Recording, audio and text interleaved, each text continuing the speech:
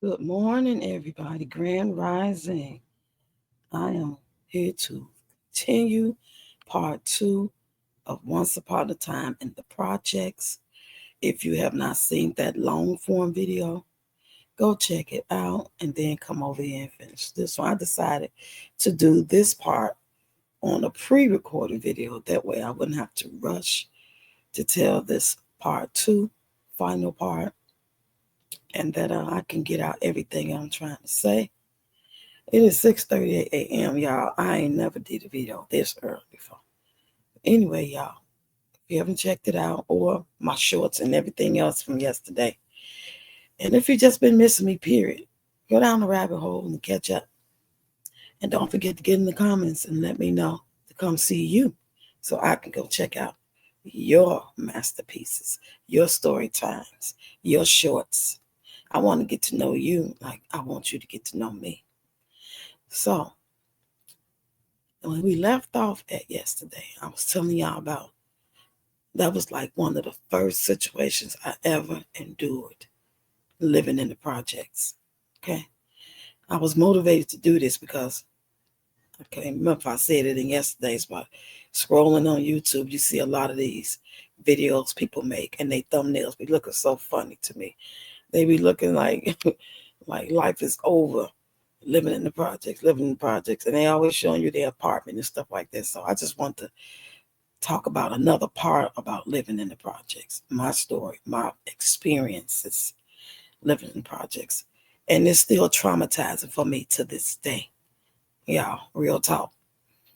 Uh, I hope and pray that everybody that's still living in the projects, that they are able to have some normalcy and don't have to endure a lot of that negative stereotype and negative things that happen. And these things happen in a lot of communities, not just living in the projects. So, and ones who have experienced it like me, I hope you're healing. Because this was like in the year of 90, 91. All this mostly took place between 90, 91, 92 at the latest. Because I think I stayed there a year and a half, close to 2 years. So after that situation happened with the young man, I remember I had my daughters was home with me that day. I very seldom had them there. The goal was to be there. That's why I lived there. I wasn't working at the time. So that was the goal. Yeah, be home with me, watch TV, cook and clean, just being a regular mother to a 1 and 2 year old. That was either 1 and 2 or 2 and 3, something like that. So shortly after that, uh, because like I said, that was the first experience. And I remember shortly after that he got on the live and he was on the ground and people was all over the place screaming, yelling. You heard I can remember hearing alarms. I don't know if it was from the police or the ambulance or what, but I recall seeing this one particular guy's face. All I can remember, and I remember him well because I used to see him all the time before this happened. I knew he was one of the guys out there on the block, you know what I'm saying, so to speak. Y'all know what I mean. And so when I seen him, I knew exactly who he was. I was familiar. He was crying, snot booger tears. I could see the humanity in him and all the other guys screaming. It wasn't just him, but I remember looking in his face. But I remember seeing him and his friends. Had to be between probably 18 and 20, 22, somewhere up in there. I was about 24, about to be 25, something like that. Um, they were screaming, crying, snot booger tears. And I remember saying to myself, damn, they are people too. Because, like I said in the first video I did, that we have been taught and pitted against each other to think that, because we thinking this maybe white people feel this about us, or Spanish, Latin people, Haitians, Africans think this about us. They've been told lies about us. They've been warned against us because we this and we that. And so have other black people. I'm going to say it again from the first video. So, yeah, we used to call them project people. Now, here I am going to DuSable, sitting right there on State Street with nothing but projects, with a whole lot of people from the projects going there. Who some I became really cool with. You know what I'm saying? Nothing else. We was all cordial, had fun, and was in class together and did talent shows. And I worked in the lunchroom and fed them their lunch. I slide them an extra burger sometimes. You know what I'm saying? So it wasn't like I was wasn't familiar with them, and I knew they were some of them some good people, but that stereotype stigma still stuck because I also remember being in school and some people getting shot too, and that's why I never really went to the projects much at all. For me being in school 4 years, well 5. Let me take that back. I was in school 5 years, y'all, because I failed my freshman year. That's another story time. I'll tell y'all about that another day. But yeah, so by the time I moved to the projects years later, now I didn't came out of high school. Even though I was a year behind, I still came out of high school at 17 years old. Because back then they didn't hold you behind. My birthday, September 11th. Back then, if your birthday was after December the 1st, they kept you behind. But when I was coming up, they keep you, if your birthday was after December 1st and you were supposed to be in first grade or whatever, they'll keep you behind. But now, if your birthday after September 1st, they'll keep you behind. So that's how I managed to still graduate at the age of 17, going on 18. So here I am, about 24 years old, got this place, because y'all know I boo-hooed and cried, and they gave me this place. Now, unfortunately, this place wasn't really ready to move in. It had bad, major plumbing problems. I never seen anything like it for my life. Well, your sink can go start flooding for no reason. You ain't got the water on or nothing. You just in the room chilling. Next thing you know, you will hear it and you will go out there and it smell all over the floor. Sometimes it will just come in the whole little kitchen part, and sometimes it'll come way out into the front room, because you know the front room and the kitchen was always really one, and they had that little line going across to separate. Probably wasn't even big enough to really have nothing else in there other than like my wash machine was in there. I didn't really have no tape. And sometimes it would come all the way to the back of the house where the bathroom was. That's how bad it really was, y'all. Man, one day that happened. So I had the door open while I was sweeping it out with the broom, trying to get all this water up. Oh my God. And this guy knocked on my door, like, it was open. He kind of like, knock, knock, knock. Hello, how you doing? Man, I see you got some water. You got a flood going on. You need me to help you? You need some help with that? And I was froze because I couldn't believe somebody knocked on my door. Number one, then it was a guy, and he was fine. And I was like, whoa, I couldn't really get my words together. But I managed to say, oh, no, thank you, I'm good. I don't know him. Come in my house, and call me off guard. So he's like, you sure? Then he walked away. And next thing you know, he came back. And he's like, yeah, I'm going to give you my number, whatever. And I think I gave him my number, or I just ended up texting him or whatever. And that's a whole nother story time for another day. We didn't talk no more that day, but shortly after that, yeah, I became, familiar and getting to know and start a relationship, all that stuff. But I really want to focus on my experience and my trauma from being in the projects. And that was a part of it, but it wasn't like the negative part of it. It was just a part of what I went through, and boom, that was included as well. So going on, that was the last time, or one of the last times. I might have had them back, later on. He might have came over once or twice again to spend the night. My daughters I'm talking about. Because like I said, they was like 1 and 2 or 2 and 3. And after that happened, all that shooting, we had to be on the floor. I was crying and they were scared. I was so scared. I called the lady who I was having Bible study with. It was a lady that was Jehovah's Witness. And I had never heard nothing about them in a long time. When I was like 11 years old, my mom used to go to the hall. And we used to go. And we went for probably 4 or 5 months. Then we stopped going. So I wasn't really familiar. I just remember that experience. So when they knocked on my door and she seemed so nice and everything and warm and welcoming, I let her in. So I remember I called her and she calmed me down with scripture. It was horrible, y'all. These things, and I'm 24. I'm 58 now, and I still feel this shit. I still can see it.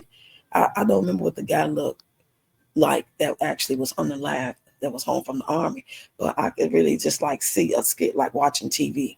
I could see all that taking place, all the people running around crying, ambulance sounds, or the alarms going off, and the screams and the shot sounds, and my window not being touched. So I knew then that was my sign right there. When I said in the other video, that's how I began to be more aware of God and like pay attention and be thankful as I started getting older. No, I wasn't perfect. I didn't start going to church like that, which I did go to church more. I never went to the hall with her, nothing. I just let her come by and study with me until I just stopped doing it. It just really wasn't my thing. But I appreciated it and getting the little knowledge that I did get. So fast forward, I took my kids to my grandma's house. That's where they stayed at for the most part. And I would just go and spend time with them. And after another event happened, now keep in mind now, every day is something. Might not been no big thing, but it's something every day. And I was so happy when they had the peace treaty. It was a lot of times like during that time I lived there for that year and a half or whatever it was, that they will have a peace treaty. And you can go from one end of the projects to the other end with no problem. But when there wasn't no peace treaty, baby, you hear me when I say, remember, listen what I'm saying. If they letting you know, because they will let you know, the peace treaty is no longer. So that means you cannot go down that lane that way in that direction, talk to people, which I thought was so fucking crazy. And as young as I was and inexperienced about it, I couldn't believe that they were so serious about you not going down there now. But when the peace treaty was cool, everybody good, oh, go ahead. It was all good because they knew I used to teach down there. I used to teach some of their sisters and brothers because that school was down there and a lot of kids went to that school. So they had to go down that lane. And that school also was part of the park district. So they was familiar because a lot of their brothers and sisters was going and it was in my classes because I was teaching for free. I was teaching them kids African dance, Caribbean dance, and of course they hip hop dance. And I would help with their gym shows. I would do their hair. We was in the Bud Billiken Parade one year and we got them like clothes to wear. And they spent the night in my house and when I wasn't at home sometime, a couple of them would come over and sit because they couldn't get in their house. And I recall a time that happened, and that's a whole nother story time, y'all. I'm telling you, y'all gonna want to hear that story time. That's when I put my kid's father out. But during all this time, what I'm talking about now, in the beginning stages of me having the flood and they were shooting, the guy got underlined. No, I didn't have my kid's father. He was in penitentiary then. So I'm going through all this by myself. Just the kids coming over sometime. So, but I stopped bringing them over because I was scared that I could be walking down the lane or going to the little store that was right there and anything could happen. I ain't had nowhere to go. I couldn't just go live with my grandmama. But she didn't mind my babies being there.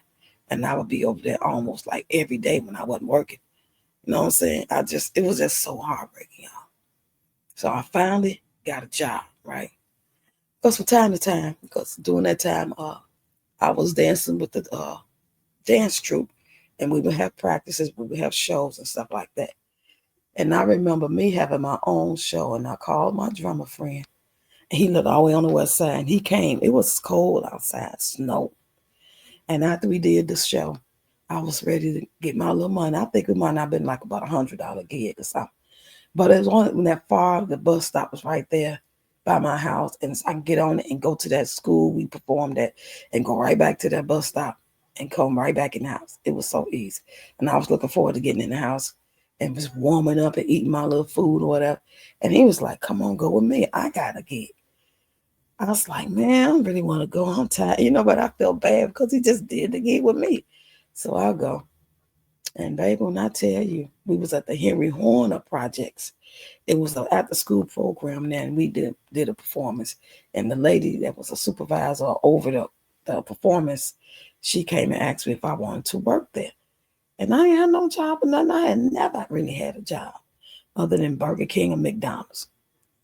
And I said, yeah. And it was $10 an hour. And the title would be group worker. But she wanted me to teach them dance. Because that way she could have a group worker / dance instructor, kill two birds with one stone. Now imagine me living in the projects. I'm way south. And now I had to travel way northwest.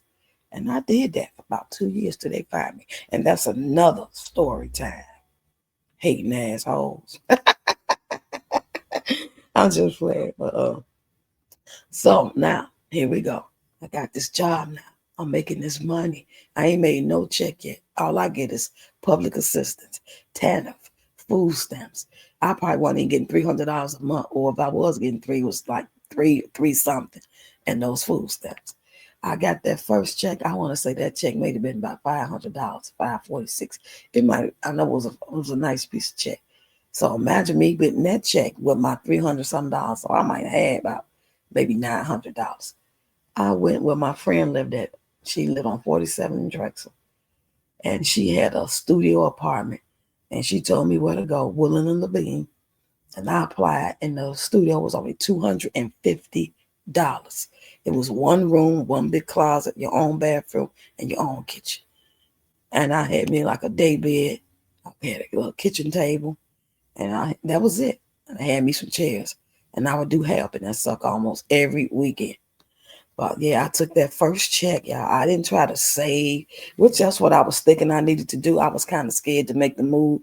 I wasn't really sure how it was going to work out. And I don't know, I paid $75 a month here, and it ain't so bad for the most part. A lot of stuff happened, but it ain't so bad right now. And my friend, the one who helped me sweep out the water, and I came to get to know and keep talking to, he supported me and convinced me that I could do it and I should do it, and I did it. I took them 2 checks, and because $250, all I need is $500, $250 and $250. And I ain't really had nothing to move like that couldn't be put in the car. And he helped me with that, put it in the car. But I did end up leaving my wash machine my grandmother gave me. My grandmother had a wash machine and the acre that she gave me from we were children. I don't know if she had it when her kids was teenagers or children. But that wash machine lasted, baby. When I left that wash machine, it still worked. I had that air conditioner with me, and it still worked a long time. They don't make stuff like that no more. But anyway, let me get back to it. Now, my experiences before I actually moved out the project it was a 12-year-old he got unalive. It was just always some shooting going on. At any time you can hear gun popping off. But it was a lot of days where you could just go down to the other side. They have a little festival. They have outside activity. It was some real nice days, but I was always on edge because of what I experienced that night, seeing that man on the ground, all that noise, and then the 12-year-old, and then the gunfire and the police. They would come and tell us it's time. Y'all need to hurry up out here. And I was be teaching at the park district down there at the school. They'd come in and tell the workers, y'all need to let them go early because it's about to be on. Yeah, they will warn us. I remember all that shit. And the most traumatic thing I ever experienced that led me to leave my apartment for about probably close to a month was when somebody I knew near and dear to my heart was unalive there. Now, I ain't going to get into all the details like that because it still hurts and it's still traumatizing to this day. But it was during a time when the peace treaty was broke and when you was not supposed to go down nowhere near. You're supposed to stay on your end. If you was going to go, you supposed to sneak. You weren't supposed to let them see you after they told us and they warned us. Now these same guys that was holding it down, and they was nice to me. They had no problem with me. They knew, they could tell that I was a stand-up woman. Got me a couple of kids. I teach the kids down there. I don't be on no shit. I ain't got on drink. You know what I'm saying? I ain't no thought or none of that. No skeezer. That's what we used to say back then. Now y'all say thoughts now. And back then it was skeezer. Oh my goodness. So when that happened and she didn't listen, that very next day or two after she didn't listen, it had to be like 12 something afternoon. And she was outside on the ground from being unalived. Boy, you talking about traumatic, scared for my life. Couldn't believe it. She was only like 16, 17 years old. Oh my God, yeah. I wouldn't wish this on nobody. So I hope and pray anybody that's living in any community, because it ain't just the projects. We all seen The Wire. And The Wire wasn't just based around the projects. They had the projects, and then they had the little regular houses, and people standing on the corner, standing on the block. So whatever community you in, whether it's the projects or residential neighborhood, wherever it is, I hope and pray that all is well. Because we know there's a lot of communities in different cities that is known for going bad. Like in Chicago, it's like Inglewood or certain areas. You just know if you go in, it could end up ugly. They got bad reputations with certain communities because, certain parts on the west side. Because there's always this debate about west side is worse than in the south side. Oh no, south side worse than, you know what I'm saying? It all depends on where you come from, how you look at it. But y'all, living in the projects, the little videos I be seeing, and they be showing the inside of their apartment and how they got it all set up nice and cute and cozy, and I guess they try to just show their lifestyle because that's like a trending topic, or it was a trending topic. It's something that Peach McIntyre pretty much made popular when there was everybody was working from home doing the COVID time. And baby, it's a whole nother side to it. And I hope nobody that actually doing them videos has ever experienced it. But I know a lot of us have experienced traumatizing things.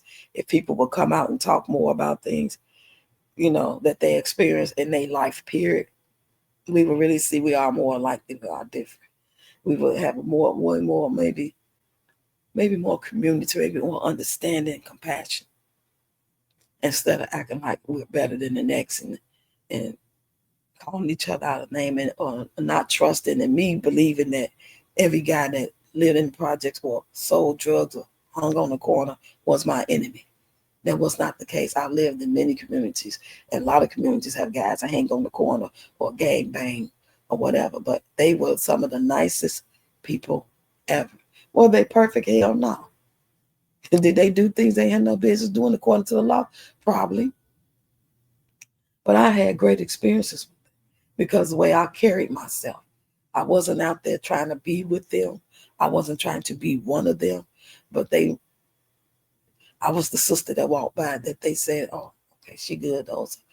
That's that lady. Oh, her name Roxanne. She cool. She really nice. She don't bother nobody. To the point where when I moved out the projects and I had a problem in my community with a relationship with a guy tried to jump on me, they intervened, and I didn't have that problem no more. That's the stuff that we need to get back to, y'all. Instead of being against each other and thinking the worst about each other and having drive-bys on each other.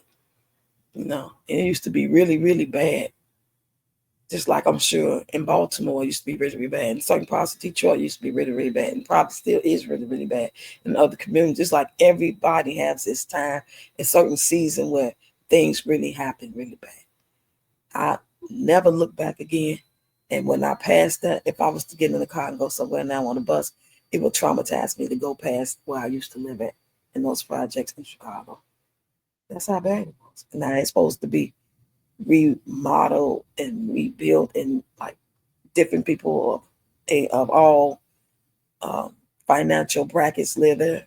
But I seen the video of somebody did maybe a couple months ago, or maybe 6 months ago or something, down there, and it still looked the exact same, and they still hanging out, and they still got some of the same problems according to what I listened to. Even though this is supposed to be ran by a totally different entity. And some people would be doctors love that live in there now, according to what I'm hearing. There's different rents down there. Because most of the projects they knocked down in Chicago, they don't even have most of them. There's still a couple up, I believe, in the Gardens. They may still have them up, but like the Robert Taylors, the Ickeys, Henry Horner homes, I think all those are gone, y'all. Oh my God, I don't know what.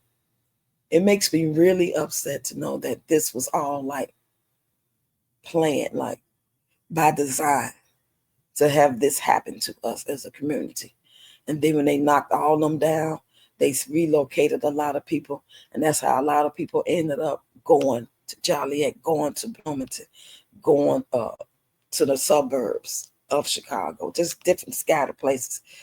And when we moved to Bloomington, years and years later, now I'm talking about 2005 now, all this stuff took place like in the 90s when they started knocking down the projects and displacing people and relocating people. And here it is, 2005, and we moved down there, and they steady saying, where you people coming from? That's because I heard allegedly that some of these states and different people and whatever it is in the government, state entity world, they allow people to come down with those vouchers. So it caused a lot of ruckus, a lot of bullshit to go on in different communities because these people coming from Chicago, coming from Joliet, coming from wherever they was coming from with those vouchers, and now they causing havoc, wreaking havoc in different communities. But one thing I can say about Bloomington Normal, they wasn't going. Bloomington Normal, it might have been like 11% black people at the time when I moved there. And that's what Illinois State is in Western. And then they got a community college. So the community is people who sending their children down there to get a good education because Illinois State is one of the best schools. So they wasn't going to allow these people to come down here and be selling drugs and doing drive-bys and changing up the narrative. No. Most that was happening down there was people was probably transporting, but they wasn't down there setting up shop and like running shit and changing it to look like New Jack City and all that shit like they was doing in Chicago. You know what I'm saying? And that's why I plan on moving back to unless I find something better and different because it's cheaper down there. It was much cheaper than when I went down there in 2005 than it is now. I got a 2-bedroom down there, $475. Now that same apartment probably like $8-something, close to $900, which is still way cheaper than being in Chicago. 2-bedroom Chicago gonna run you at least $1,000, and that's being cheap. So we talking about anywhere from $1,100 and up for a 2-bedroom apartment, and it don't matter what neighborhood it's in. But y'all, overall, my whole experience about the projects was death, trauma, laughs, because I did good over there. I taught a lot of those children. And I hope and pray all those children who are grown now, that they are doing well. Because a lot of them knew my kids. And when I was teaching them, those kids were like 6, 7, all the way up to like 12 and 13 years old. But my children were like 2 and 3, 3 and 4, and I no longer have one of mine. So every time I hear about somebody losing a mom, losing a child, losing a sibling, I always relate it to me. I always resonate with it. Just put myself in their shoes if I couldn't resonate because I haven't been through it. I hadn't lost my mom. I hadn't lost my daughter there. But I always could trade places with them mentally to say, damn. That's where the compassion will really come in deeper. And like tears come to my eyes. I could really feel their pain, even though I don't know their pain like that because I didn't experience it. I didn't have to go through it personally at the time, though, to order to be able to say, damn, for my heart to feel something. Like some people, they don't know what it's like. They don't get it. They have never experienced it. And if anybody, now here I am going through all this stuff I explained y'all about living in projects with the mindset of I'm 24, about to be almost 25 years old. But I know I was at least 24 because my kids were so young. I'm in there with the mindset of being naive and thinking everybody normal like me, and as far as like being able to speak and not really knowing their story, I'm thinking they just some badass people because they've been stereotyped and stigmatized as being bad from the time I went to high school with them, knowing they live in the projects. Them project people, they bad, they this, they that. But that night, all that went down, I realized, hell, and even just watching after that, watching how they walk back and forth, and when I see them on the bench, and I know what they doing, I noticed that their parents was buying the drugs. Some of their parents, not all now, don't get me wrong. And some of their parents, I talked to some of these people who had kids down there selling and gang banging, and they was nice people. They were really nice people who happened to be on drugs, who couldn't make good decisions. And just think, this was like the beginning era for some of them. So some of them was still keeping a clean house. So some of them still was keeping their kids decent and cooking for their kids, But as time went on, if they kept doing it, they got worse. They would lose their kids, some of them. They lose their kids to the streets. They lose their kids to the system. Some of them lost their kids to the streets, not just gang banging and selling drugs, but actually being unalive, like the 12-year-old boy I was telling y'all about. I heard they found him in the hallway. I can remember those three things happening. And in between that time, sure, it was other stuff. But those the main things that stood out. The young man coming home to visit his mama from the army. The 12-year-old, because that was the big talk. Come on, 12-year-old being like on purpose unalive to be found in the hallway. And then when I told y'all about the person who I knew that was there and dear to my heart, outside in broad daylight, unalived. So y'all get in the comments and let me know if you can not identify it. Not that you've been through the same thing, but something close to it when it comes to a community you lived in, or if you stayed in the projects, or if you even know somebody who did. And I want to thank y'all for listening to this story. I'll have plenty more story times regarding different things uh, in the upcoming days, because I do believe I have good content. I do believe I have a voice. I do believe I have a story to tell. I do believe I have something that a whole lot of other people that don't even know about Peach McIntyre, never heard those stories before, don't know who she is, if they did listen once or twice, would love to hear me talk about. So I want to share with the people who do come and listen to my Peach McIntyre reactions and opinions and live streams. I want to share who I am. I'm so much more than talking about Peach McIntyre or giving my opinion about what Peach McIntyre is going through. Let's pray for those kids. Let's pray for the world, y'all. We all need it. Ain't nobody out here can say, well, we just gonna pray for these people and them people over there with the fires in Los Angeles and these people in North Carolina and people in Peru got them tsunami. No, we all need it. And I can't even say right now at this point, some need it more than others. I think we all need it the same. Just because your life may seem calm and still right now and content in that peace, at any second, it could blow up. So with that being said, y'all, I'm going to talk to y'all later. Stay tuned for my other story times and different content I have coming y'all way today and throughout the week. I'll talk to y'all later.